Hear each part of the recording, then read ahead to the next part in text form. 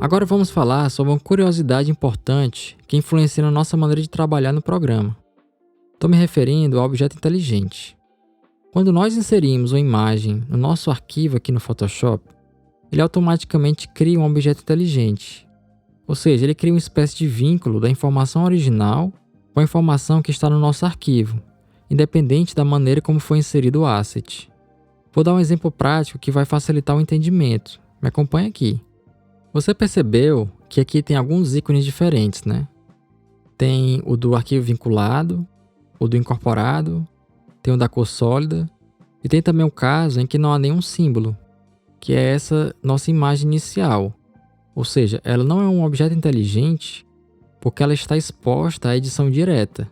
Se eu quiser passar um pincel diretamente por cima da minha imagem de base, eu poderia fazer. Mas observe que ao fazer isso, o próprio avatar da imagem aqui na janela das camadas mudou também. Isso significa que fizemos uma edição destrutiva. Aqueles pixels que tinham uma variedade de cores, agora se tornaram todos dessa cor única que eu apliquei. Ao passo que se eu tentar fazer isso com uma camada que é um objeto inteligente, o Photoshop não permite. Em outras versões, ele aparece uma mensagem perguntando se você deseja rasterizar a camada. Isso acontece porque um objeto inteligente não é diretamente editável. Se eu quisesse editar diretamente no objeto inteligente, eu teria que dar 2 cliques no avatar da camada e entraria no objeto inteligente por meio de uma nova aba. Agora, ela não tem mais a simbologia de objeto inteligente. Caso eu queira pintar por cima, agora eu posso.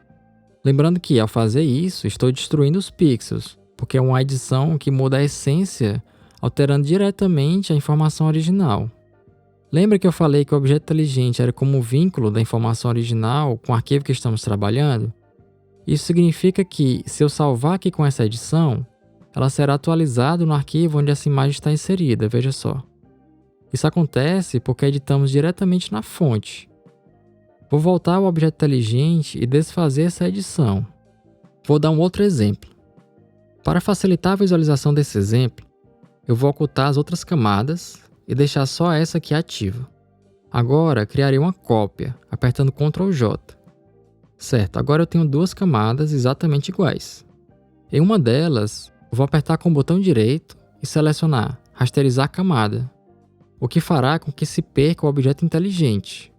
A outra, no entanto, se manteve como antes, porque estamos no arquivo onde elas estão inseridas e não na fonte. Agora eu vou selecionar as duas, apertar Ctrl T e redimensioná-las para um tamanho bem pequeno. Vou dar um Enter.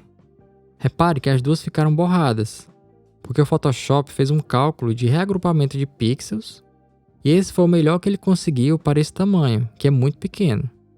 Agora eu vou apertar de novo Ctrl T e redimensioná-las para mais ou menos o tamanho que estava antes. Veja que eu ainda não dei Enter, essa é uma pré-visualização de redimensionamento. Quando eu aperto Enter, conseguimos entender que as duas reagiram de maneira diferente.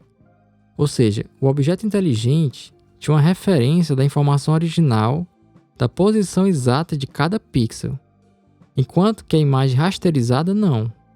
Então, o que o Photoshop faz é um cálculo aproximado de reagrupamento de pixels no caso da imagem rasterizada e um cálculo preciso no caso do objeto inteligente, mantendo a qualidade mesmo quando precisamos redimensionar a imagem várias vezes. Isso será uma garantia que nossos assets terão a mesma qualidade do começo ao fim da produção da imagem e também é uma segurança que não estaremos fazendo edições destrutivas nas nossas camadas, né? Já que estaremos trabalhando sempre em camadas adicionais e não diretamente nos assets. Beleza, esse tópico foi bem importante para você começar a entender o método não destrutivo. Continuaremos mostrando dicas importantes como essa ao longo do curso. E por enquanto ficamos por aqui. Até mais. Tchau, tchau.